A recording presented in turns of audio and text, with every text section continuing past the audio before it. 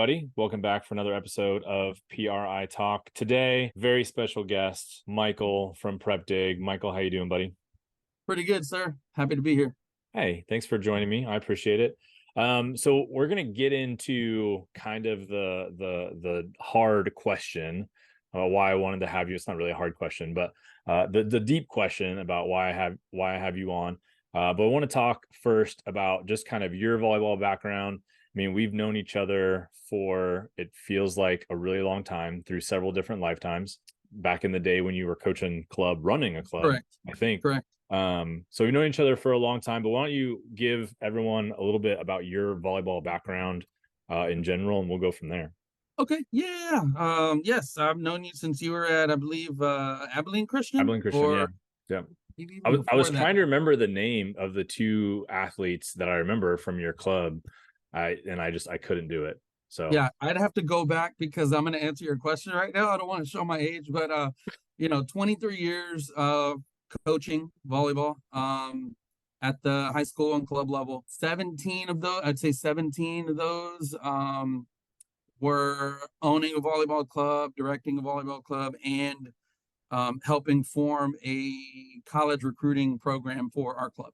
Right. Yeah. So that's my experience in the college recruiting background. And then for PrepDig, this started in March of 2020, the infamous COVID years when club kind of shut down. Yeah. PrepDig was really making its mark in the Midwest, and I got reached out about starting a Texas program. So we started PrepDig Texas in March of 2020 and have been going ever since. Full head of steam too, if I remember, because it was just you, right? At the beginning, we talked about this months ago, but it was just you for a while, and now it's not just you for PrepDig Texas, right? Correct. So we started with, yes, just me for the, I guess, first 3 months before we published the site. I was researching, trying to get as many athletes listed and ranked as I could, because that's kind of how we marketed the site, of ranking the top players in the state, similar to what ESPN does or any other rankings publication. And I was the only scout / writer for a year and a half. So it was a slow churn to get people subscribed or get some readers actually interested in what I had to say about the players. But then after that, it kind of blew up and really took on a life of its own. Then we hired, now we currently have 4 scouts plus me in Texas. So I have 4 scouts writing for me in different areas of Texas. And I've also started PrepDig Oklahoma, and PrepDig California. We started PrepDig California a year and 3 months ago. So I'm the scouting director for all 3 states. That's great. It's fantastic. So you probably stay pretty busy. Slow bit. I don't even know what sleep is now. Right. That's what everyone always asks me. Jason, is this your like slow year or slow time of year? And I'm like, I don't understand. What do you mean? I don't understand exactly. It's on top of this, I actually have a full-time job as well. I work for an energy company. I'm a sales manager. That's right. I do remember us talking about that. Yeah. Yeah. So this is just really, it's not even it's a side project, basically, is what it is. Not really. What started out as a side project ended up being a second full-time job. Correct. Yeah. That's awesome. Yeah. I mean, recruiting is a full-time thing. I mean, you ask any college coach, like, they don't stop recruiting. But that's one of the things. And I want to ask you about kind of your recruiting, not philosophy, but just kind of talk about your maybe big picture recruiting stuff.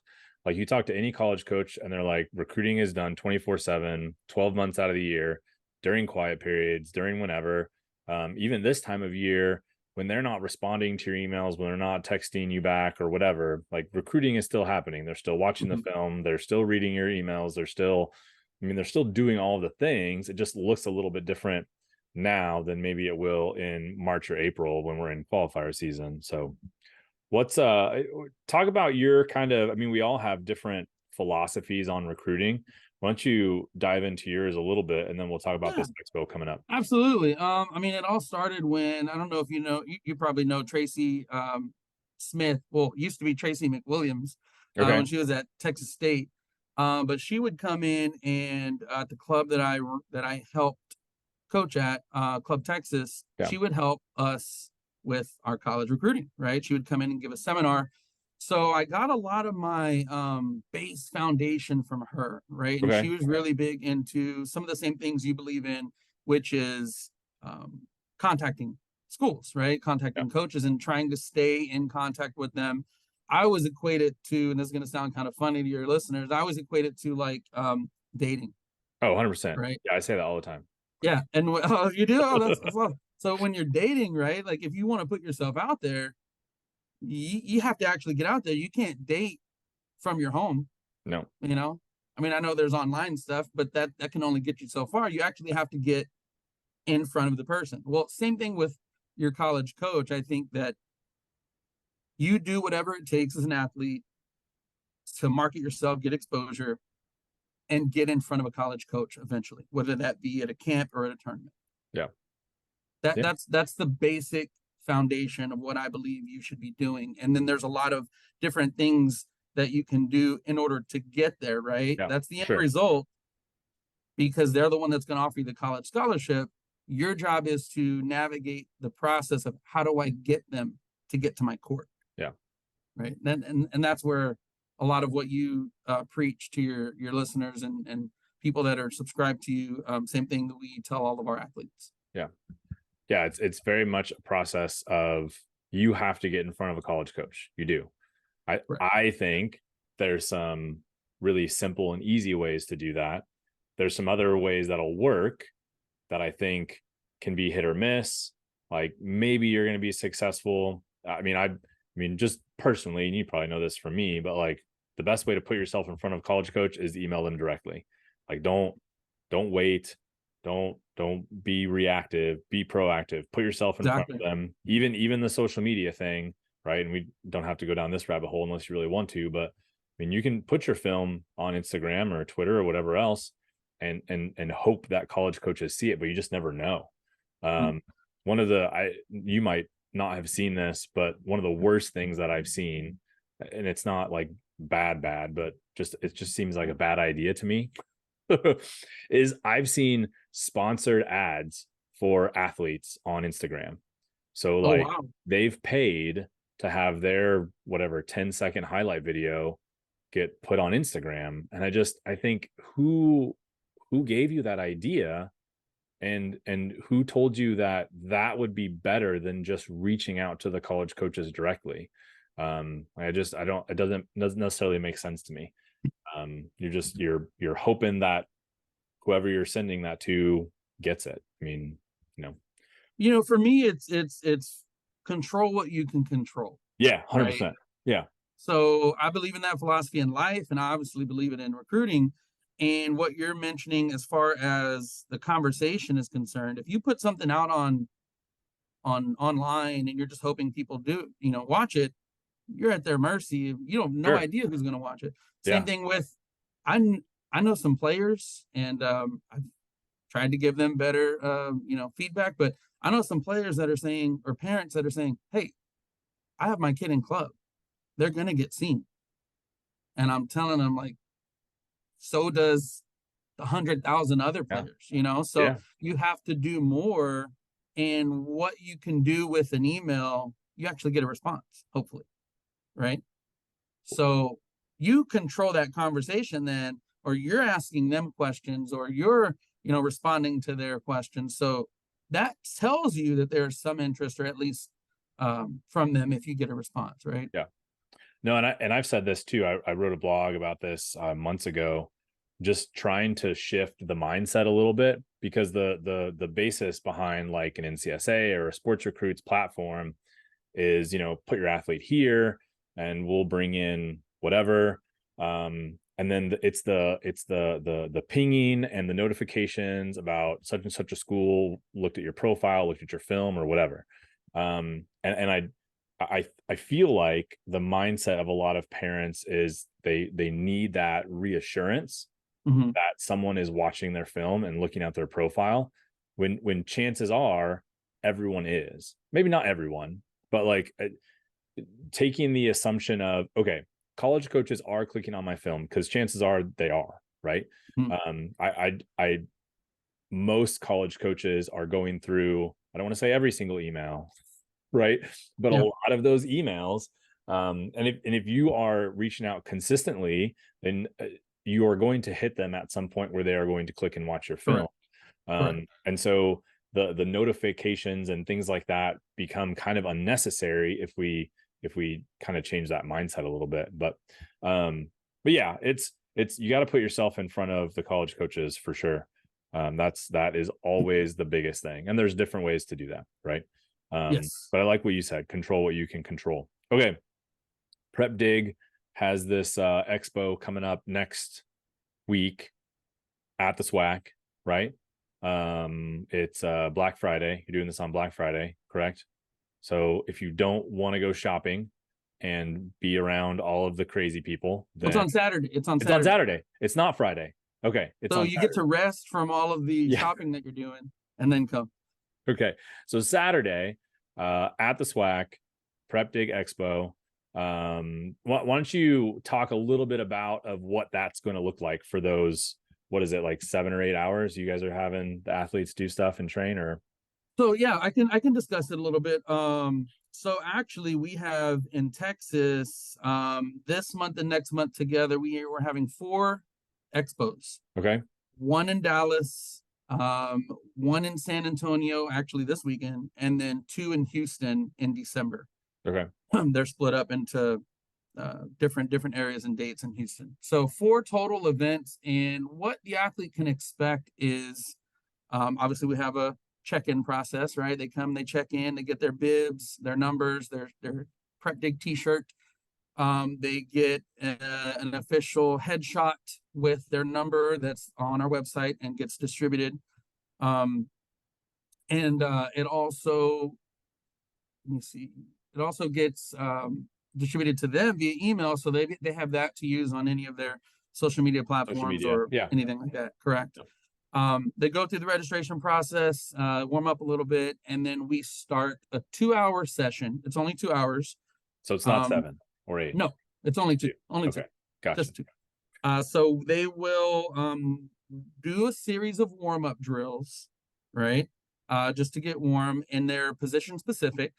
So it's not a camp. It's not a training lesson, right? So there won't be very much skill correction, but we will get them ready to showcase their skills in their position. That makes Okay, sense. yeah, So we take them through some warm up drills in their position, and then eventually we get to more 3-part drills with other positions, right? To where they're going from cooperative to competitive, okay, right? So for about 45 minutes, it's the cooperative aspect. The hour and 15 minutes remaining are competitive drills. So a lot of it is scrimmage based. okay, They're very, very competitive scrimmage, wash drills, and regular 6-on-6 play. They'll get to play with and against quite a bit of different athletes and showcase their skills to the best of their abilities. It's all recorded on Baller TV. It's all live streamed okay, and there for their viewing pleasure afterwards as well. There will be some skill correction if need be, right, in order to make the court run smooth. But for the most part, we are entering balls. We are making it as efficient as possible. Very, very high rep. So a lot of players go just to get the reps before club season, more than anything. But majority of them are there for as much exposure as they can get. yeah. What's okay, so then they go to the as an athlete, you go to the expo, you get your bib, you do the 2 hours. Like what can they expect in general after the expo as far as PrepDig goes? Yes, so great question. So PrepDig, I don't want to talk about any competitors. There are many, many ID camps Sure. and Yeah. publications that cover athletes, which is great because the more the better. I think the more exposure for every athlete, the better. The way we stand out though is we cover athletes all year long, meaning We cover athletes in preview articles before the event even takes place. We cover athletes via our social media platform. During the event, there'll be Okay. live tweets with whoever's standing out on certain courts. Sweet. And then we also cover the athletes, which is, in my opinion, the most important part after the event is over. So our scouting and our highlights do not stop once that second hour hits. So once 11 o'clock comes around and the showcase is over, there's still coverage going on, and it doesn't stop until as many athletes are covered as possible. Okay. So there's a lot of follow-up Correct. is kind of what you're saying from the rest of club season. You're watching athletes that stood out to you at the Expo, watching them, writing articles about them and their team and that kind of stuff. Yeah. Correct. Okay, cool. So the big question that I get all the time, and we can kind of go back and forth about this a little bit, but as far as recruiting goes, connect that with the PrepDig Expo and what that looks like. Because the biggest question I get, Jason, should we do this PrepDig Expo thing, and specifically PrepDig, right? Because I have different answers for this camp and that clinic and that showcase and whatever else, right? So connecting PrepDig and the recruiting process for a lot of these athletes, talk about that. I'll dive into a little bit, have some follow-up questions for you, and then we'll go from there. Got you. The main answer is marketing and exposure, in my opinion. So if you don't know a product exists, will you buy it? You don't know it's there. You don't know it's there, right? Yeah. However, if you see a commercial about the product, or you hear people talking about the product, right? You read an article online about, hey, this new product is available. You're like, your ears perk up, and maybe you'll be interested. But at least the exposure got attention. Yeah. Does that make sense? Sure. So for me, when athletes come to our event, it gets them on our radar, right? When that domino falls of now you're on our radar, for sure, because you're in front of us, which is the best way to see someone. I mean, I watch countless hours, right? Your listeners are gonna probably think I'm a weirdo for how much time I actually spent researching and watching athletes, but seeing an athlete's highlight film is one thing, but seeing them in person, completely different. So it gives me a true understanding when I take them through drills, right? And I can feel their presence or feel how they move. It gives me more to write about, and it's more authentic. Yeah. So they attend, I highlight them. It gets on our website. They also get a free, what's called Prospect Index ID on our website. It's 100% free. They can go and manage it themselves, input all of their information on it. They can upload highlight video, 100% free, right? Okay. They don't even need to subscribe. Yeah, okay. They don't even need to subscribe to PrepDig, but they can create a free profile. Okay. We can write articles about them and highlight them. And if they're not subscribed, they're still going to get that exposure, right? Because they're on our website and we see the traffic. We see who's clicking on articles, who's reading, who is watching video. We see that behind the scenes. So we know that exposure exists with our platform. The more players that get on it, the bigger the platform gets. Sure. And as it sits right now, it's huge, right? So for me, it's all about marketing and exposure. And the more eyes you can get on yourself as an athlete, the better. I think we can go down the rabbit hole later on, but everyone has a different route when it comes to their recruiting journey. Everybody has a different route. Looks different. Everyone's process looks different. Yeah. Your process, because you're like 6 foot tall and probably a better athlete than I am, you're going to get seen and you're going to get, offers before I will, who's I'm like 5'4", not really, I'm like 5'6", right? And weigh like 200 pounds. I don't jump as high as you. I'm not as good as an athlete. So I may need a little bit more help. Yeah. Right. So my journey is different than your journey. I'm going to need to get in front of other schools that maybe aren't looking at the top 10, top 20, top 50 kids. Maybe they're looking at number 75 through 200. Yeah. Right. And that's where I think PrepDig really helps, because we don't just market or highlight the top kids. We highlight every kid that Everybody. we think can play at the next level. Yeah. Right. Well, and I know from personal experience, having one athlete that I work with individually that I wasn't getting exposure. And, despite our best efforts to put her in front of college coaches, it, I want to say it didn't work, right? But it's, I mean, as well as I do, court 125, like those college coaches aren't walking down there, right? Yeah. And they can and sometimes will, but it just makes it more difficult. Right. So not getting a ton of exposure.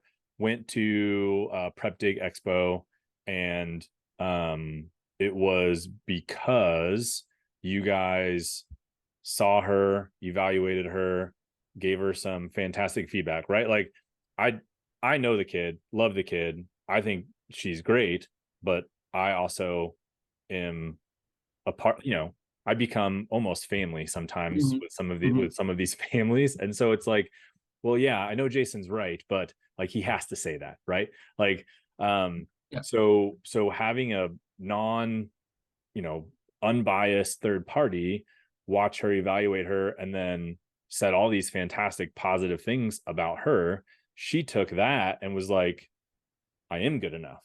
Like I am good enough to play. There are people who think that I'm athletic enough and talented enough and things like that. And we don't have to get into the club drama that happens as well for some of these athletes that makes it challenging.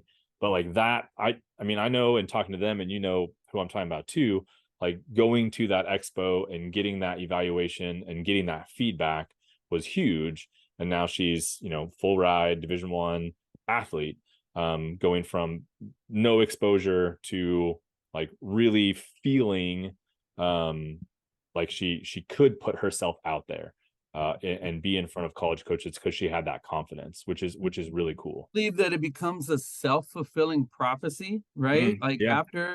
after someone else notices you, and what do? Your shoulders perk up. You're like, okay, I can do this. Yeah. And then all of a sudden it starts you on this journey, whether you know it or not, to do a little bit more, do a little bit better. And then that confidence level, you'll know from watching anyone, Kobe, Jordan, anybody, right? That confidence level is, in my opinion, one of the separating factors of you producing. Yeah. So the more you're confident, the more you're going to produce. And then therefore other dominoes will fall. And the more you produce, the better you're going to see, be seen in front of whoever is making the decision. Talk a little bit about I don't know, I call it like chicken or the egg, right? Which is coming first. Okay, so are athletes getting recruited? Let's ask you this question: are athletes getting recruited off of a PrepDig top whatever list? Is just say Lolo as an example, because she's easy and we both know who she is. She's going to Arkansas, right? Is Lolo getting recruited because she's a top kid on PrepDig, or is she getting recruited because she's Lolo Lambert and crushes the ball and would get recruited even if she wasn't on a list? You know what I mean? Like what happens first? No, 100%. I mean, I think that answer is different for different players, Yeah. right? Okay. The Lolo Lamberts of the world, who I love, and I love her dad so much, right? I've interacted with them since her freshman year, and the Lolo Lamberts of the world, they're going to get recruited regardless. Yeah. Whether they're on a list or not. Does them being on my list help? Not them, but it helps me make my list more valid, right? If my list looks like I have Michael DeLeon as the number 3 player, am I reputable? No. No. Right. Yeah. So the list, I think, helps a lot of different things. Does it help the player? Not the top 50, no. But maybe after that in certain other states, if you're 51 through 200, yes, it does. Yeah. It doesn't help. The number doesn't help, but being listed with other players may help some. Sure. Right.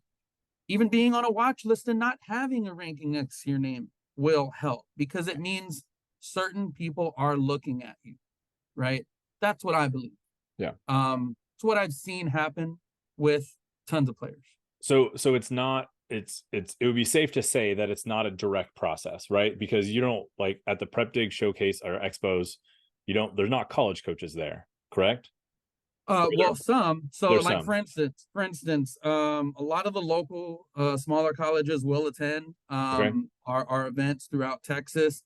But I also run our national events at qualifiers and at USA Nationals as well. We're contracted with USA Volleyball to run the event before junior nationals, right, in Okay. the summer. And those national events, there are quite a few college coaches that attend in person. Sure. Absolutely, Yeah. 100%. Many of them also subscribe to the link, and they get linked the Baller TV video that's recorded.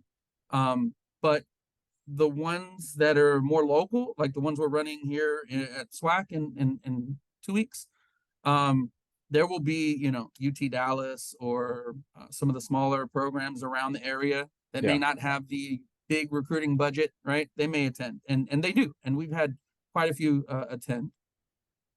Awesome.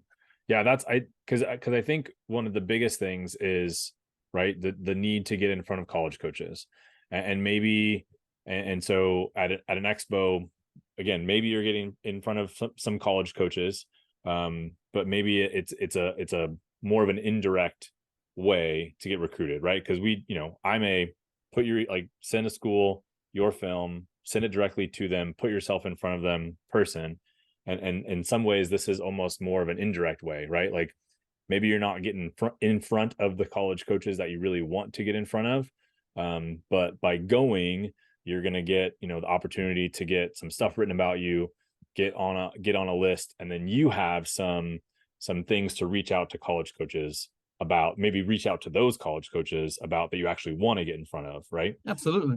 Absolutely. You have a lot of tools at your disposal once the event is done. If they're Mhm. not there in person, you have articles written about you, you have video on Baller TV that you can always splice and use on your highlight reels, right? We do not discourage parents from recording while they're at the event as well. So parents record all the time and use that footage for their own, highlight reels as well.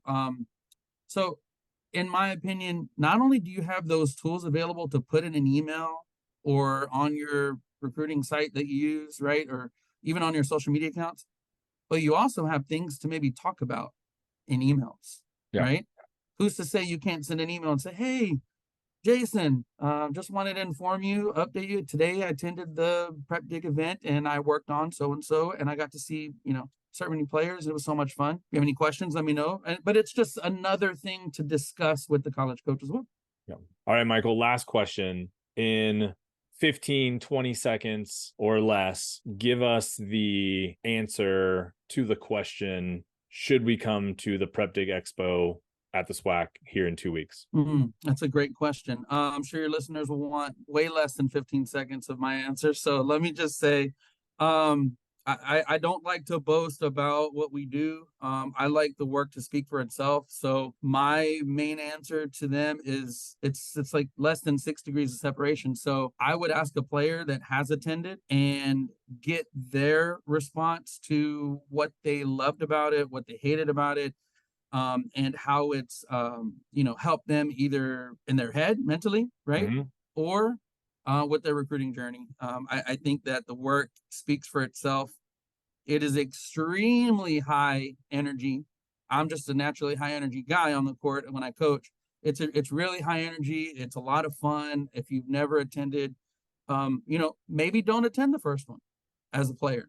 Maybe come watch 15 minutes of it, and then you'll see, like, get on Baller TV. If you have a Baller TV account, watch it, but really ask those that have attended, and I think they would be able to tell you why it's helped them. I love what we're doing, and hearing all of the success stories Mm-hmm. afterwards, really warms my heart. So um, I, I just truly believe in the company. Awesome. Well, hey, Michael, I appreciate the time. I appreciate PrepDig's time. Just if you want to have some different pieces and things to do, to help you kind of nudge your way forward in the recruiting process. The PrepDig Expo here in 2 weeks can be a good platform for that. A bunch of other things you can do. Reach out to me. Let me know. I'll help. So all those families out there listening, appreciate Michael, appreciate you being on.